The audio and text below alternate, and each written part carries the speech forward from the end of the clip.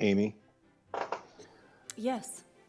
just let you know, Councilmember Middleton won't be attending. She had something just come up, so don't be surprised during roll call. Okay, thank you. The mayor was just mentioning that. Thank you.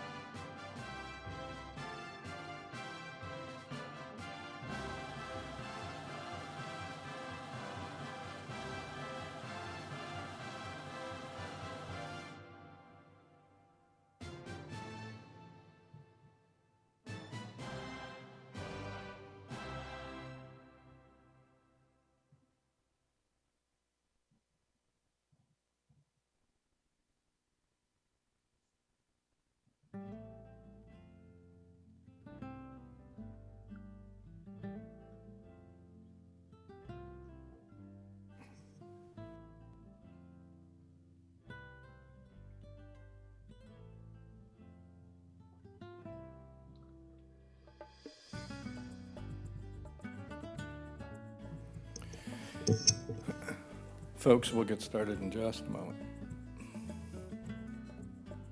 All right. So we got the YouTube live going, so good evening, folks.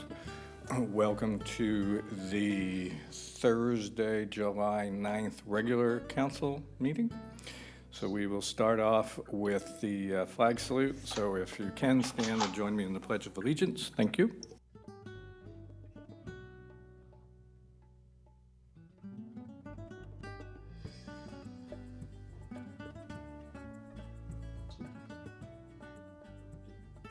All right, thank you all.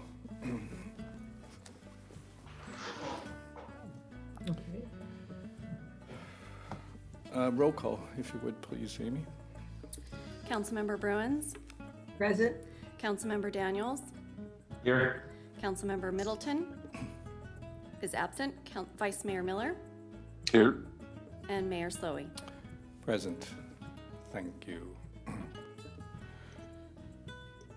So, video statement, I believe.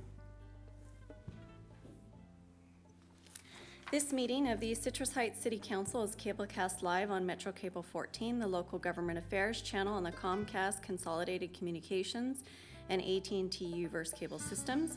This meeting is closed captioned and webcast at citrusheights.net. Tonight's meeting replays on Monday, July 13th at 9 a.m. on Channel 14. Thank you, Amy. So I guess better planning will need to be done on my part for next time. Being here in the council chambers, I can see myself on the big screen. I have to log on to Zoom here to be able to see who's on, which means I can't see my agenda.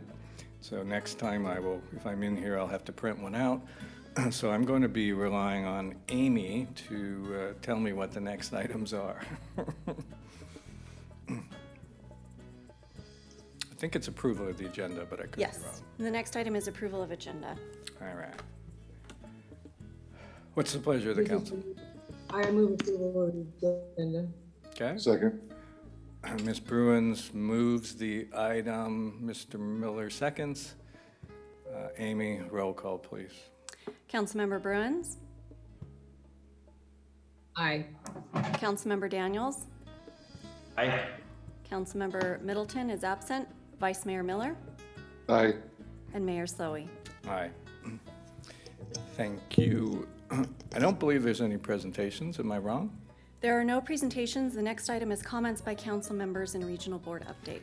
Great. And for the council, I know Councilmember Middleton, who was here earlier at our earlier meeting, the special session, she has injured herself, so she may or may not be able to join, but at the moment, nothing life-threatening, but enough that she probably won't be able to call in. So I will call on Councilmember Daniels.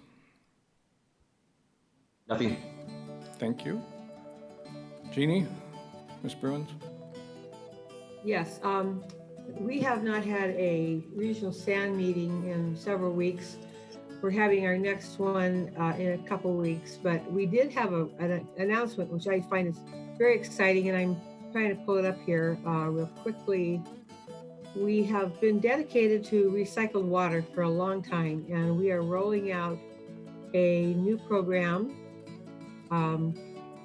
And hold on while I find, now I've lost it. Anyway, it's called, would you come back to me? I want to find this, Jeff. Would you just All right. come back? We'll let you figure it out. Vice Mayor Miller. I'll kill some time. I got nothing. Great. Oh, All right. wait. I did want to announce STA, the Sacramento Transportation Authority, will be meeting next Wednesday at 1:30 to make a final determination on putting that Measure A on the ballot. They've done some polling, so. Yeah, pay it have a particular special attention meeting to next those week. poll numbers. Look at those polls. Oh, yeah. All right. So before I go back to Ms. Bruins, I do have an item. First off, for the public, July is a pretty mundane month because the supervisors throughout the various counties, it's the month they have off for vacation, so a lot of meetings are not held. SACOG has not had a meeting. The library board has not had a meeting.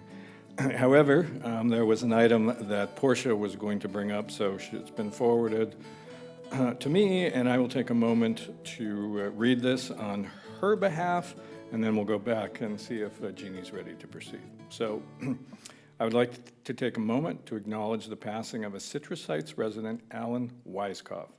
Alan was a third-generation Purple Heart recipient. He was my neighbor and close friend to my family. Again, this is from Portia. He and his wife embody the spirit of Citrus Heights, solid roots, and his children and grandchildren represent our new growth. I want to once again offer my sincere and deepest condolences to his family, and his selflessness service to his country will not be forgotten. So thank you for those kind words, Portia, and I'm sure the rest of the council feels the same sentiment, minus that I don't think most of us were friends with him. Outside of that, Jeannie, have you found your notes? No, but I'll just go ahead and announce the program. I just can't think of the formal name of it, but it's a rollout of our newest program through Regional SPAN, where we are using recycled water to provide water to farmland and other uses within the region. I'll report out on it again next time. I'm just frustrated I can't find it, but anyway, it's a good program, and it's claiming our own assets and using it in our own community rather than having it all flow down the river to Southern California. So stay tuned. Thank you. No, thank you for that, Jeannie. I appreciate it. Is there a economic benefit to that, or is the Regional SAN, at the kindness of their heart, just providing it to? Well, it definitely is an economical benefit to it, because we're able to provide water to our ratepayers that are in farm communities and that pay big dollars to water parks and golf courses and things. Good. To keep rates as low as possible, but it's also a good reuse. It's in line with our reuse, recycle Being green. world that we live Yep. in. So All right. it's ecologically responsible. Thank you, Jeannie. All right, next item, public comment. I believe we have received three public comments tonight. So Ms. Van, if you would go ahead and read them, please.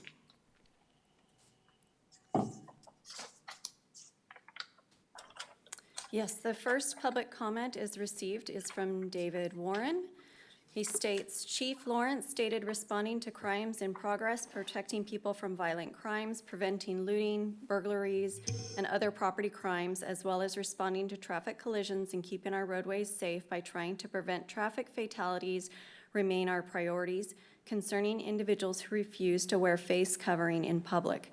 As asymptomatic COVID-19 infected individual who refuses to wear a mask is as dangerous as a person who carries a concealed weapon. The only difference is the difficulty of identifying the weapon, making the weapon more deadly.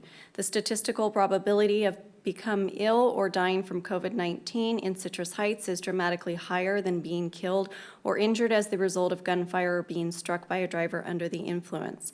Unfortunately, CHPD will not enforce Health and Safety Code 120290, which makes it a crime to intentionally transmit a communicable disease, of which there is no doubt COVID-19 is included. In California, criminal intent includes criminal negligence. Considering all of the publicity surrounding the use of face coverings in the peer review science, which demonstrates that public safety requires the use of face covering in public, no person can assert lack of knowledge of the safety issue, in that individuals who refuse to wear face covering in a public place are more likely to cause death or injury. Surely criminally enforcing face masks is equal to preventing drunk drivers and other crimes. The CHPD should be directed to enforce criminally the refusal to wear face masks in public. The next public comment is by Beryl Turner Weeks. She states, on May 12, 2020, I received an announcement introducing a temporary program sponsored by FEMA and the city to provide 3 meals a day to Citrus Heights seniors sheltered at home during the coronavirus epidemic. Seniors had to make less than $74,900 yearly income. Applicants could not be participants of CalFresh or Meals on Wheels programs. No mention was made of a minimum income on the announcement, as there shouldn't be. Since I met all the qualifications, I applied. I was turned down because I was told that my yearly income was lower than the minimum. They then produced a minimum PA income of around $25,000. I feel I was wrongly denied this service by the administrators for personal reasons. Why would someone making $74,000 qualify for this program when someone making less than $25,000 would not? I would like this investigated. Our last public comment is from Carla Lee. The newer development I live in is surrounded by apartments, a less than stellar neighborhood of single-family homes and green belt on all sides. I heard rumors that indicate Citrus Heights is going to abolish their TNR program and am extremely concerned. TNR has statistically proven that it reduces the amount of money spent on other solutions for these animals by a government entity. The data has been readily available on the internet for years. If you fix one cat, you prevent one female from bearing a litter every 6 months for all her fertile life. If you neuter one male, you prevent him from siring hundreds, if not thousands of kittens. Before CHAS TNR, we had cats dropping their litters in the residents' patios. Kittens were crawling into the engine compartments of the cars parked next to our houses and screaming. Toms were constantly roaming through the community, fighting and yodeling as they went. There was cat waste everywhere, and they all woke us up at night. Because of CHAS TNR, our neighborhood has not been traumatized with an overload of cats in about 3, maybe 4 years. We have a stable feral colony now and no kittens for a year, all due to effort of CHAS and me. If it stops, we will be buried in cats, kittens, and waste again. Practically speaking, without TNR, the quality of life in Citrus Heights will drop for those areas less able to deal with it. And that concludes the public comment. Thank you. And I forget what the TNR acronym stands for, but obviously it's the continued effort of the city to pay for spaying of cats. Trap, neuter, release, i.e. snip, tuck, whatever, just fix them. Got it. All right. So public comments out, consent calendar. Amy.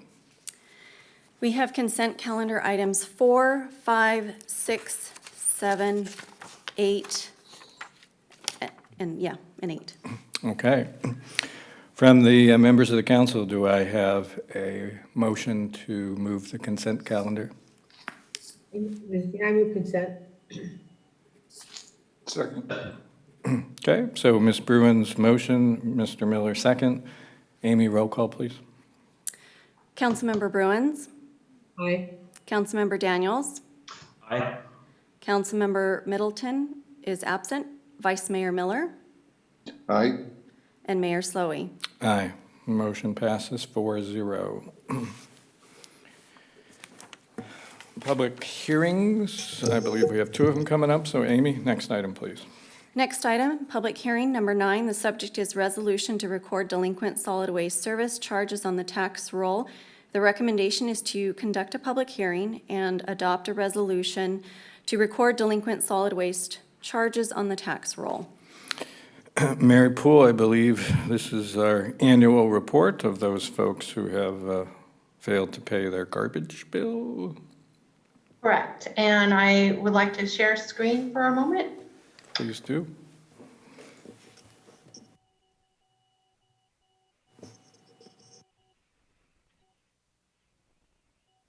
Good evening, Mayor Slowey, members of the City Council. This is Mary Poole with the General Services Department.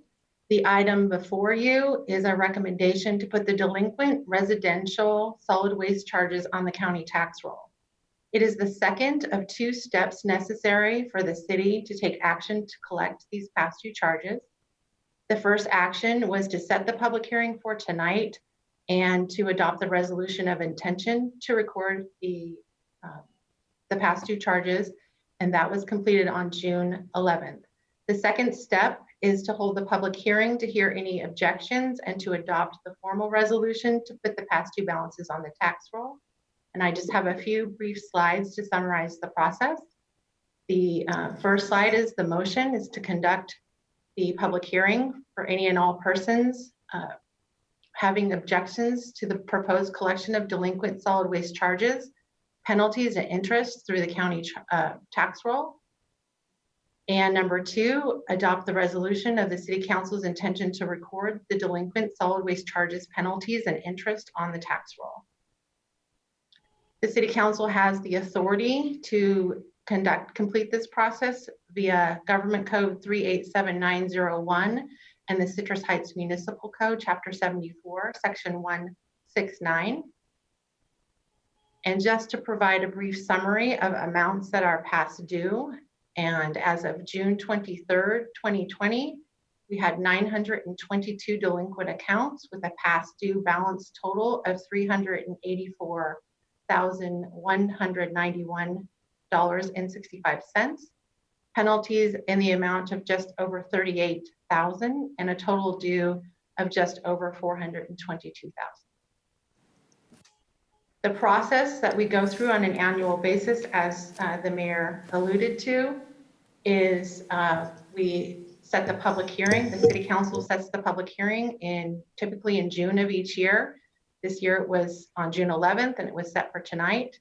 The city then publishes the notice of the public hearing this year in a paper of general circulation. This year it was published in the Citrus Heights Messenger.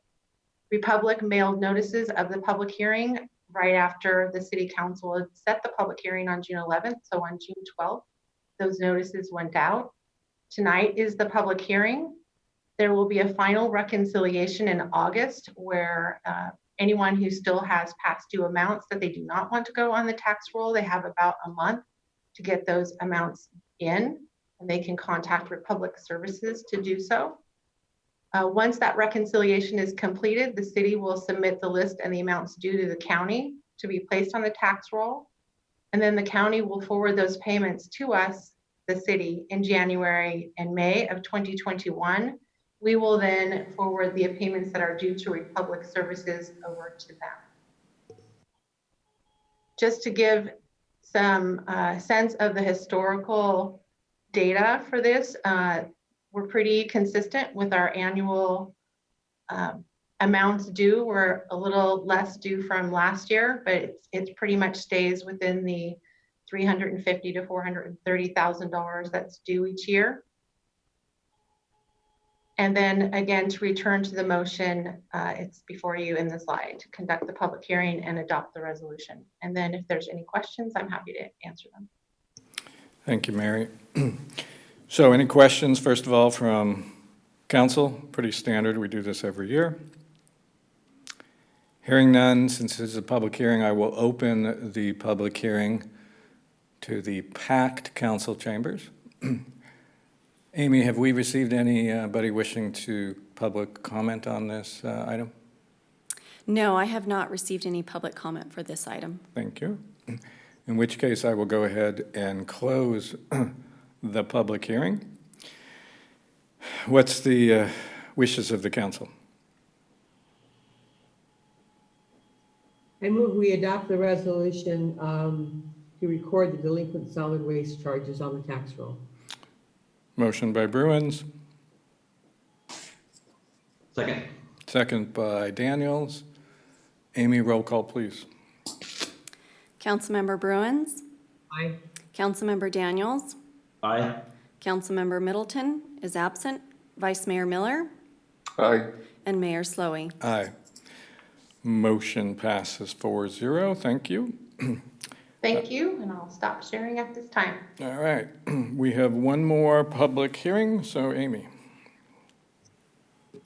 The next item is item 10. The subject is permanent local housing allocation funding application. The recommendation is to conduct a public hearing and adopt a resolution authorizing the submission of the city's permanent local housing allocation funding application and accepting the funds pursuant to certain terms and conditions. Great, so I think we'll have Colleen and Stephanie, I'm not sure who, presenting. Yes, good evening, Mayor Council. Thank you. Stephanie Cotter, Community Development Department. Tonight, I'm here to present the permanent local housing allocation application. There's two things that we're hoping to achieve for this item. First is to hold the required public hearing to receive any comments or feedback on the city's 5-year permanent local housing funding application, and then also consider approval of that application. This item first came to the council on June 17th at the Quality of Life Committee meeting. On June 25th, it then came to the City Council as a study session. This was in conjunction with the CDBG CV funds. After the study session, we developed the final application and posted it on the website. We held a public review period from July 2nd to July 9th. And during this time, the application was available on the city's website. Tonight is the public hearing, and then the application is due on July 27th. The permanent local housing allocation was authorized by SB 2, and it's a $75 real estate transaction fee. This is a permanent source of funding for the city. We're estimated to receive about $1.8 million over the next 5 years. This goes down to about $376,000 a year. Important to note, this depends on actual revenue collected, so the amount the city receives will most likely fluctuate from year to year. There's a wide range of eligible activities the city can fund with the PLHA funding, including development of affordable housing, assisting people who are experiencing or at risk of homelessness, acquiring and rehabilitating foreclosed or vacant homes and apartments, and home ownership opportunities are some of them. In order to receive the PLHA funding, the City Council has to authorize the application by resolution, which is what we're here to do tonight, and then we need to submit it to the state by July 27th. And the application needs to include funding percentages for each of the activities, but it can be a broad description of activities, and the city can come back later and be a little more specific about how we're going to spend the funds. Based on the analysis that we performed and everybody that we consulted, we recommend using these funds for these 3 broad categories to develop affordable housing. The project we've identified specifically for these funds is the Sayonara Drive redevelopment project to replace the city's affordable housing that was demolished as part of a former project. We're also looking at doing something related to accessory dwelling units, but this is one of the projects that's still a little bit broad and we need to fine tune it a little more. The second project that we're looking at broad category is assisting people who are either experiencing or at risk of homelessness. Specifically, we're looking at targeting these funds to the Navigator program to potentially add an additional navigator, and we're working with the police department to come up with specifics regarding that. Lastly, we are recommending using this funding for the city's first-time homebuyer program to promote home ownership opportunities, as that's one of the city's goals in the general plan. So I'm happy to take any questions, and if not, the staff recommendations are on the screen for your consideration. Thank you, Stephanie. And to your point, this is really the second time we've heard this. We heard it last month.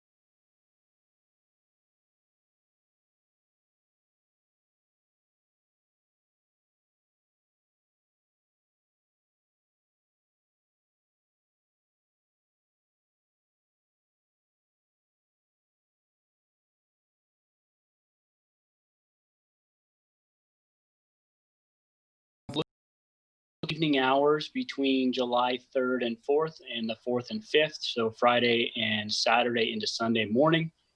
This is a historical, so you will see 2019, 2020.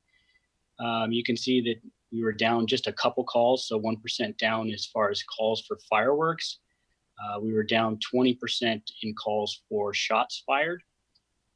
But overall, we still had 189 calls for service related to either shots fired or fireworks. We did make traffic stops as well. And as you can see, we had 3 DUI arrests. Looking at specifically the weekend, so focusing on just the 4th, from the 4th till from 8:30 at night to 1:30 in the morning on July 4th, This is a breakdown of the time frames of our most calls for service and when those occurred. As you can see, things started picking up around 8:30 at night with 49 calls for service. And we hit 60 calls for service between 9 p.m. and 10:30, and then started tapering off after 11:30. But the bulk of our calls, as you can see, are between 8:30 and 11:30 at night. Some of the significant events that we did have throughout the night, we had a large congregation of illegal fireworks on a location off of Longford and Cavan that we were able to intercept. Unfortunately, there was, like many times when we come to a scene, identifying who's responsible for the fireworks is not always as easy if you're not catching them in the act. We did confiscate a group of fireworks there. And then also we had a significant traumatic incident where a subject injured his hands and actually blew off some fingers on Le Mans Avenue utilizing some illegal fireworks. We contacted several people in various areas throughout the city, and we respond to, as you can see, over 189 calls that came in. The challenge of this is trying to make it to all those locations and get there quickly while the evidence is still there or the subjects are in the active position of lighting illegal fireworks. Additionally, we had an arrest for a motor vehicle theft. There was 2 domestic violence arrests that were both involving alcohol. And then the 2 DUI arrests, and 1 DUI arrest actually had a subject who was carrying a loaded firearm and methamphetamine. And then there was 1 structure fire, but that was not fireworks related. This is just a snapshot of some of the fireworks that we recovered in the recent weeks. Most of these occurred, in this past, 4 or 5 days leading up to the 4th and during the 4th. Most of these are all the illegal fireworks, the aerial fireworks, and these are challenges that we know are concerns for our community. And each year we strive to try to make a difference. More prevalent this year. We scoured a lot of our social media and input from our community before this and after this. And we hope that we, at least made some progress this year and at least maybe deterred some people from lighting these. And with that, I'll answer any questions.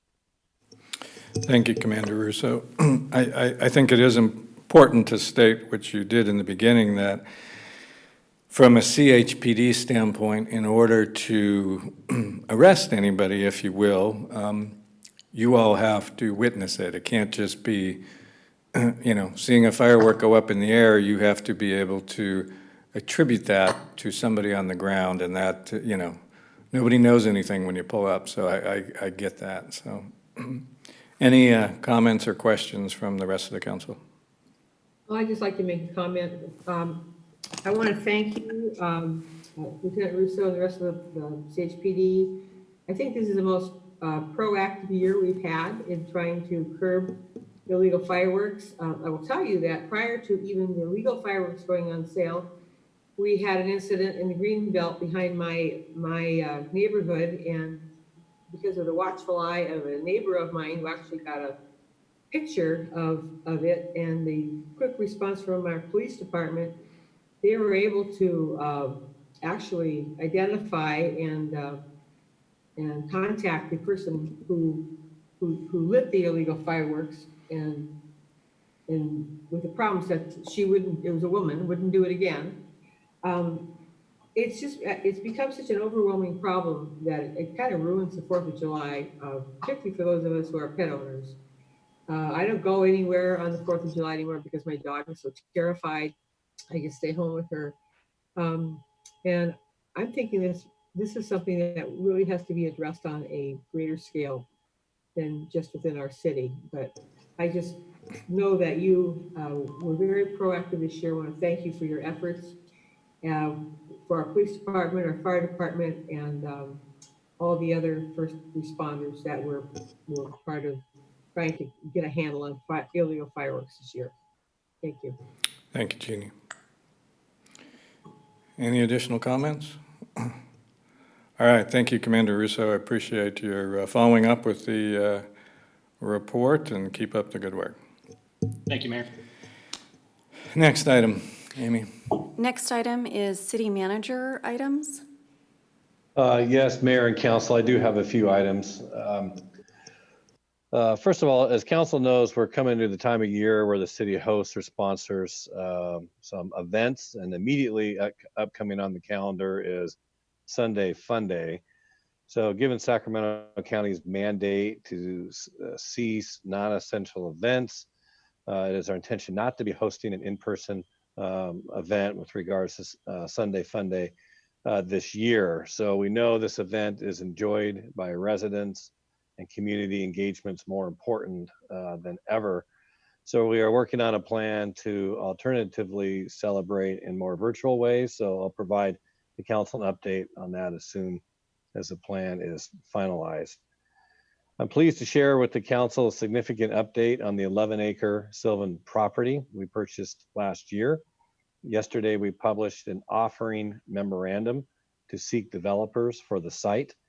The offering memorandum will be available for response through October 30th.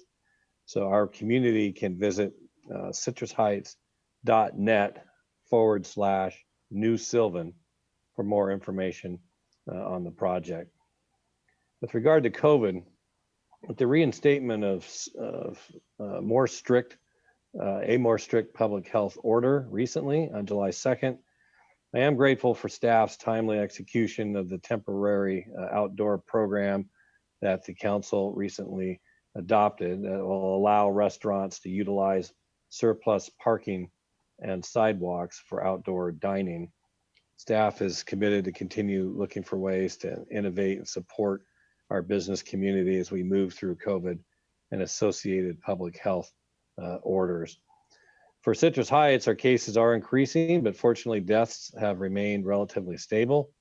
In the last 2 weeks in Citrus Heights, cases have risen by more than 60 people, but fortunately only one additional death has occurred and not more. So as of, I think this morning, Citrus Heights has 190 cases with 9 deaths. That's compared to Sacramento County wide's about 5,000. While the county has progressed through phase 3, some restrictions have been reintroduced due to the recent rise in cases. Bars, brew pubs, breweries have closed and ceased both indoor and outdoor operations. Dine-in restaurants have closed indoor seating to customers. Family entertainment centers and movie theaters have closed indoor services and attractions to customers. And card rooms must close indoor services to customers. All very unfortunate. With regards to the Great Plates program, I learned just before the council meeting started that the federal government has extended the program to August 10th. To date, currently we have 162 participants. We've provided 21,737 meals. This program has invested about $413,000 to date into the local economy. And lastly, some good news for the council. There's been some conversation reporting lately regarding the Mitchell Farms housing development project. We did see a temporary stoppage of construction and work on that site. And I've learned today that that construction and that work will restart and begin again, really effective immediately. So we will see, a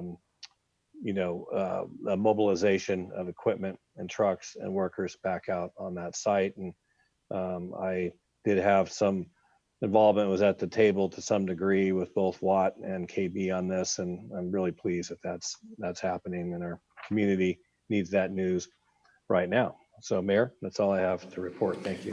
Thank you, City Manager Boyd. Amy, next item, please. Our next item is items requested by council members or future agenda items. Anything from the council? I just have one thing to bring up. In light of Ms. Beryl Weeks' public comment and the report that our city manager just gave could someone contact her? It sounds as though she's qualifies for other programs that she might not be taking advantage of, which is why she's not eligible for the our plates program. Could Yes, someone- we're in very regular contact with her, so yes. Okay. Figured you might. Thank be. you. Thank you. Yeah. Thank you, Jeannie. Anything else? I'll go next. Our country has seen some pretty hard times over the last month or two. We've seen protesting that is certainly within people's right to do, but we've also seen people taking advantage of that and do things that are wrong. And even in a more sad fashion, we've seen elected officials that have, in my opinion at least, turned against our law enforcement officers. It's not really unlike about 15 years ago or so when I was on the council previously, and we were experiencing wartime issues, anti-president, anti-troop, anti-military type times. And I believe Councilmember Bruins, I believe, joined me in a resolution supporting our president and our military back then. And so I think it's time for electeds to stop being silent about supporting our law enforcement. And I'd like to ask one of my fellow council members to join me in having staff place on our next meeting's agenda an item for consideration of a resolution affirming the city's support for the rule of law and not defunding police for supporting our law enforcement officers throughout the nation, and especially for supporting our law enforcement officers in Citrus Heights. I think it's important for us as a city, as elected leaders, to voice that support for them at this time. So I'm hoping, again, one of my fellow council members will join me in that direction. Thank you, Mr. Daniels. I personally believe that we all do support our law enforcement. I'm not necessarily sure we need a resolution. I think we do that each and every day by our comments, but I'll leave that up to the rest of the council. Well, let me weigh in on that. Mr. Daniels, I very much appreciate your comments. But I also thoroughly agree with our mayor that not only as leaders in our community, but as citizens who live in our community, that we demonstrate on a daily basis that we support our police department and through our actions and our words. So I don't know what more a resolution would accomplish. Well, I think it would do this. I think Well, that. folks, we're not here to have an argument to discuss the issue. It's Brett brought it up. We need a second to move it forward or we're done. I'm just going to address Jeannie's comment, that's all. And that is that it is necessary to, I think, show others in a formal way that we do support these things, because we do have other local governments showing the opposite. Not unlike, again, Jeannie, back in 2005 when we did that in a formal way. Thank you, Mr. Daniels. If the council doesn't believe we need to show our law enforcement officers that, then that's fine. I don't think that's a fair statement. I would hope they know that this They know. council supports. They I don't I've got to care support the if some mayor. other I jurisdiction. think- Okay, thank you, I do Brian. want to chime in to limit the discussion on the merits of it. It's really a discussion about whether we want to put this on the agenda or not. Thank you, City Attorney Jones. All right, I'm not hearing a motion to second that, so any other comments to move this forward? All right, Amy, any other items on the agenda? No, that was it. All right, with that, I will go ahead and close the July 9th City Council meeting. Thank you, everybody. Jeff?